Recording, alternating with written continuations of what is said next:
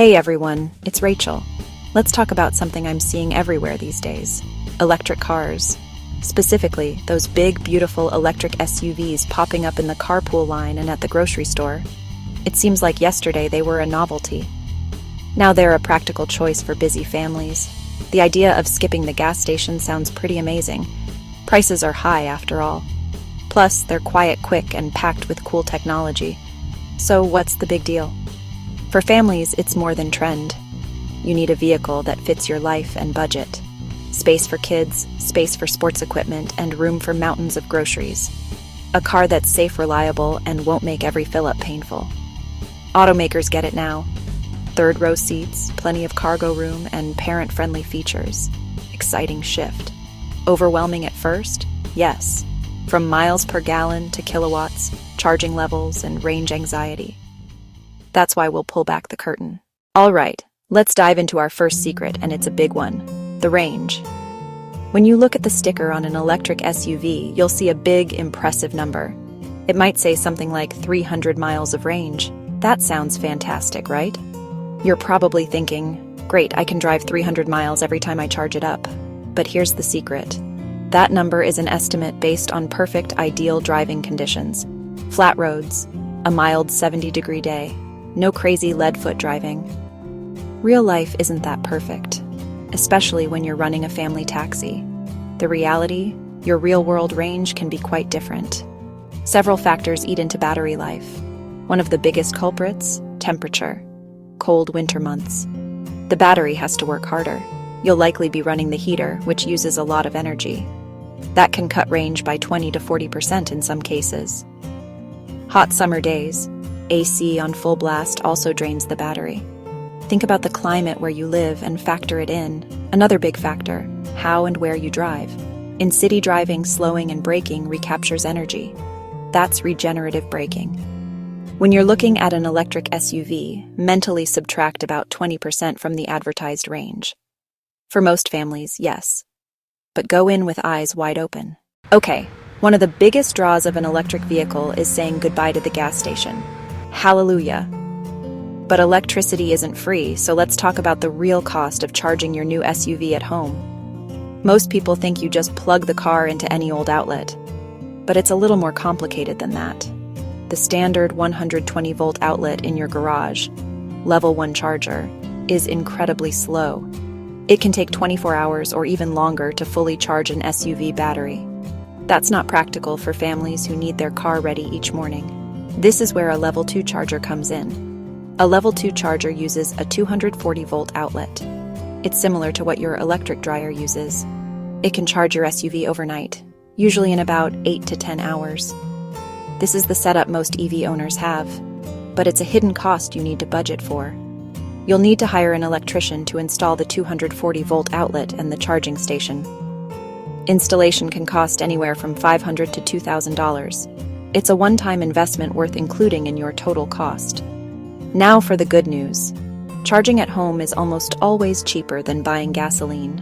Look at your utility bill to find your price per kilowatt hour.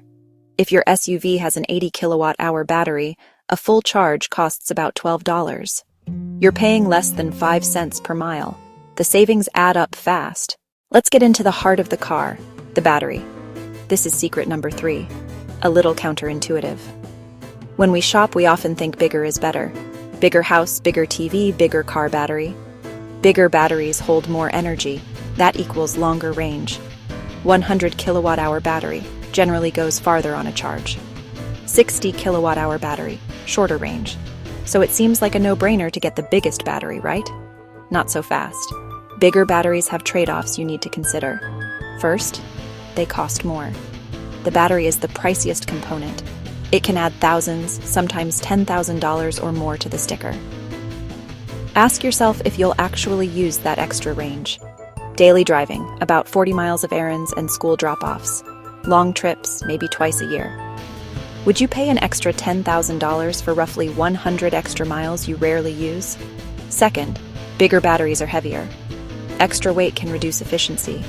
The car may use more energy per mile. It's like carrying a heavy backpack all the time. So buy the battery that fits your life, not just the biggest one.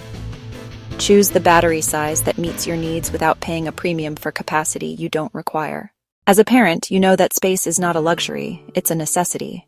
You need room for strollers, diaper bags, soccer gear. Science Fair projects luggage for family vacations. This brings us to secret number 4, how to properly evaluate space in an electric SUV. On the surface, they look big and roomy, but the way space is used can be very different from a traditional gas car. The first thing to look at is the trunk, or cargo area. The numbers, measured in cubic feet, can be deceiving. A tall, narrow space might have the same cubic feet as a wide, flat space, but one is much more practical for sliding in a stroller. You need to look beyond the numbers and really inspect the layout. Is the floor of the trunk flat when you fold the back seats down? This is huge for hauling larger items from the hardware store or packing for a camping trip. Is there a big lip at the edge of the trunk that you have to lift heavy items over? That can be a real backbreaker when you're wrestling with a heavy suitcase. Also, look for storage underneath the main trunk floor. Many electric SUVs have these hidden compartments perfect for storing charging cables. Now let's talk about one of the coolest and most talked about features, the frunk. That's a front trunk, located where the engine would be in a gas-powered car. But here's the secret part. Not all frunks are created equal, and some electric SUVs don't have one at all. Okay, let's talk about a topic that gets everyone excited but also very confused. Money back from the government. Secret number 5 is all about understanding the tax credits and incentives for buying an electric vehicle. You've probably heard that you can get a big federal tax credit, which sounds like a fantastic discount. And it can be. But the rules around these credits are constantly changing, and they can be incredibly complicated. It's not as simple as just getting a check in the mail. You have to make sure the car, your income, and even the battery components meet very specific requirements. First, let's clarify what a tax credit is. It's not a rebate that reduces the price at the dealership. A tax credit reduces the amount of federal income tax you owe for the year. For example, if you are eligible for a $7,500 credit and you owe $8,000 in taxes, you would now only owe $500. However, if you only owe $4,000 in taxes, you would only get $4,000 of the credit. It won't roll over. This is a critical detail. The rules for which vehicles qualify are also very specific and can change. As of today, September 14th, 2025, there are price caps on the vehicles. An SUV can't have a manufacturer's suggested retail price over $80,000 to be eligible. There are also income limits for the buyer. And to make it even more complex, there are rules about where the car was assembled and where the battery components and minerals were sourced. Because of these sourcing rules, the list of eligible vehicles can change from month to month. But taking an hour to research these incentives could save you thousands of dollars, making that brand new electric SUV a much better fit for your family's budget. When you're carrying the most precious cargo in the world, your kids, safety is non-negotiable. This is secret number 6. And it's all about looking beyond the standard 5-star safety ratings. Now, don't get me wrong. Those ratings from organizations like the National Highway Traffic Safety Administration are incredibly important. You should absolutely look for top marks there. But with electric SUVs, there are a few unique safety aspects to consider. For one, their construction is fundamentally different. The battery pack is a huge, heavy, and very strong part of the car's floor, creating a very low center of gravity. This low center of gravity is a huge safety advantage. It makes the vehicle incredibly stable and much less likely to roll over in a collision or a sharp turn compared to a traditional gas-powered SUV, which has a heavy engine high up in the front. This inherent stability is a built-in safety feature that doesn't always show up in a standard crash test report. But it's a significant real-world benefit for a tall vehicle like an SUV. Another area to look at is the Advanced Driver Assistance Systems, or ADAS. These are features like automatic emergency braking, lane keeping assist, blind spot monitoring, and adaptive cruise control.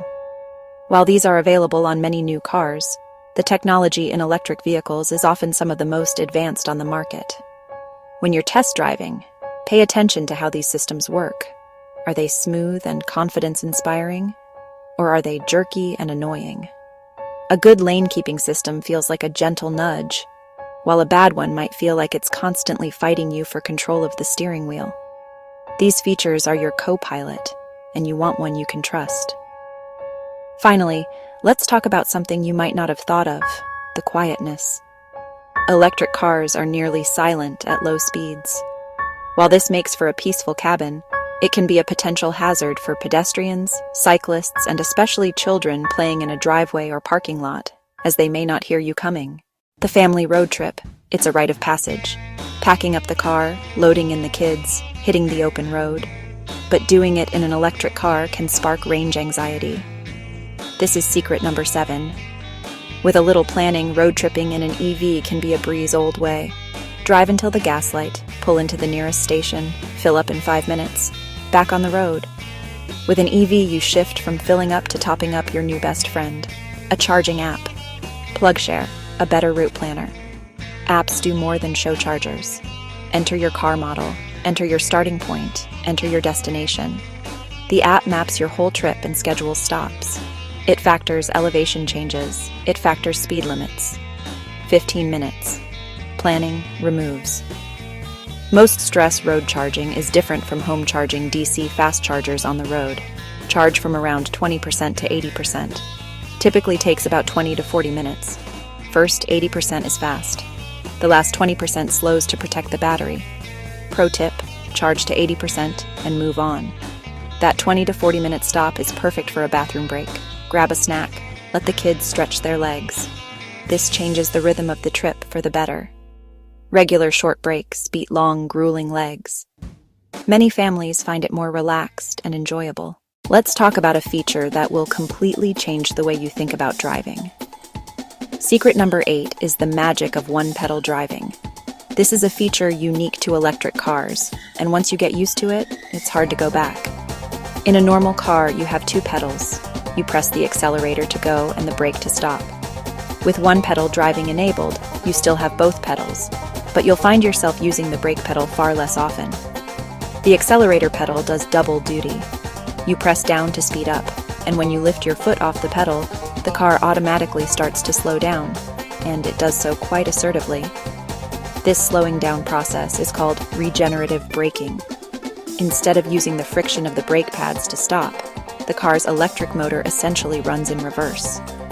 This not only slows the car down, but it also recaptures energy and sends it back to the battery. You're literally recharging your battery a tiny bit every time you slow down. In stop-and-go traffic, you can often drive for long stretches just by modulating your pressure on the accelerator, rarely ever touching the brake. It makes city driving so much smoother and less stressful. Now, why will your kids love this? 2 reasons. First, it's a much smoother ride for passengers. Because the braking is so gradual and controlled, you eliminate a lot of that jerky, head-bobbing motion that can happen in traffic. The second reason is that it's just plain cool. Kids are fascinated by technology, and explaining to them that the car is making its own electricity when you slow down is a fun, real-world science lesson. We've covered a lot of ground, and now you are armed with the secrets to making a smart decision. So, what are the final steps? This isn't about just picking the car that looks the best in the showroom. This is about making a major financial choice for your family, and that requires a final checklist. The single most important thing you can do is take an extensive test drive. I'm not talking about a quick 10-minute loop around the block with the salesperson. You need to really put the car through its paces in your real-life environment. Ask the dealership if you can take the car for an extended test drive, maybe for a few hours or even overnight. Drive it on the routes you take every day. See how it handles your commute. Try to park it in your garage. Navigate the tight spots in your grocery store parking lot. Load your kids' car seats into the back. Is it easy to do? Do they have enough room? If you have older kids, have them sit in the back and see how they feel. Fold the seats down. Check the cargo space with your own stroller. You need to simulate your actual life in the car to know if it's truly a good fit. While you're on that test drive, play with all the technology. Connect your phone to the infotainment system. Is it intuitive and easy to use, or is it frustrating and confusing? A system that is difficult to operate can be a source of daily annoyance and even a distraction while driving. Try out the driver assistance features on the highway. Use the voice commands. Fiddle with the climate controls. These are the things you'll be interacting with every single day, and they need to work for you and your family. Don't be shy about pushing all the buttons and asking all the questions. Finally, before you make that final decision, take a deep breath and review your budget. You've researched the real-world range. You've researched the cost of installing a charger. You've researched the available tax credits. You know the true cost of ownership, not just the sticker price. Now, make sure it all fits comfortably within your financial plan. A car should be a blessing, not a burden. By doing your homework and being an informed buyer, you can feel incredibly confident in your choice. You've got this. If you have questions or want to share your experience, please drop a comment below. Your story could be the secret ingredient that helps another family make their perfect choice.